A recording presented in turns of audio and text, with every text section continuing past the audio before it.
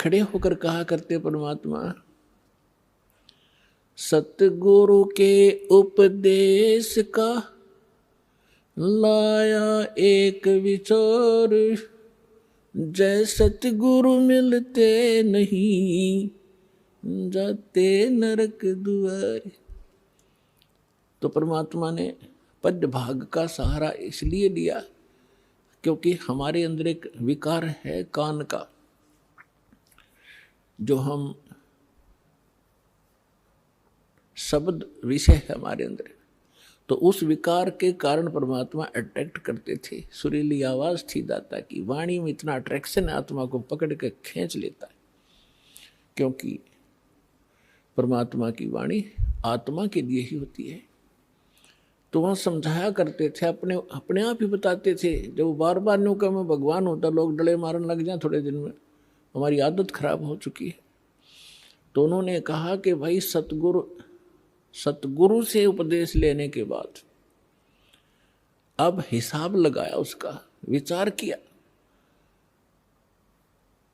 कि सतगुरु के उपदेश का लाया एक विचार, जय सतगुरु मिलते नहीं। ये नकली गुरु भी हो और साधना भी गलत कर रहे हो, शास्त्र भी गीता का मनमाना आचरण कर रहे हो, उनका भी कोई लाभ नहीं। सतगुरु के उपदेश का लाया एक विचार और जय सतगुरु मिलते नहीं जाते नरक द्वार। नरक द्वार में दूत सब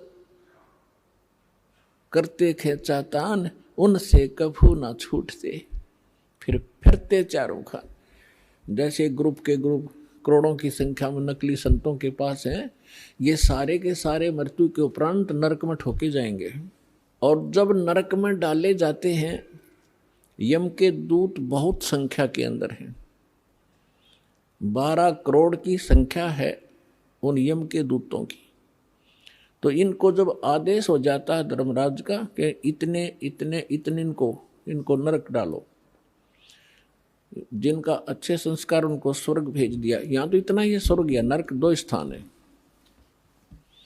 और तीसरा फिर 84 लाख योनियों में पुनः पटक दे। तो उनको आदेश दे दिया जाता है कि इन सबको नरक भेज दो।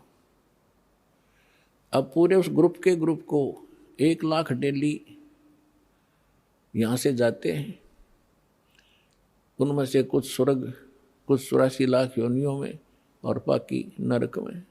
तो भाले लेकर के, लठ लेकर, एक सूक्ष्म शरीर है इसके अंदर, उस सूक्ष्म शरीर के अंदर प्राणी जब तक नेक्स्ट योनि प्राप्त नहीं करता, नेक्स्ट शरीर नहीं प्राप्त करता, तब तक उसका फेस, उसका आकार ज्यों का त्यों रहेगा, एज इट इज, जैसा इस शरीर में।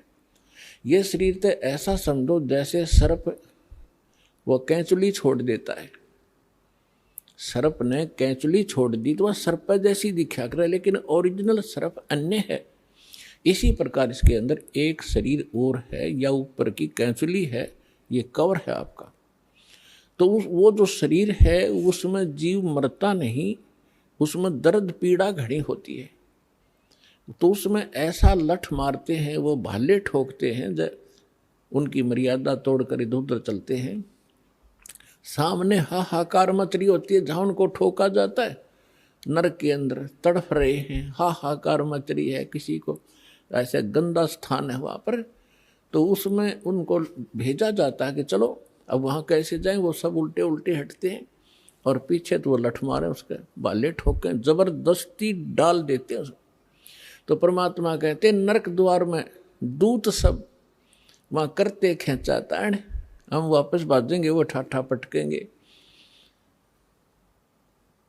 और उनसे कभू ना छूटता।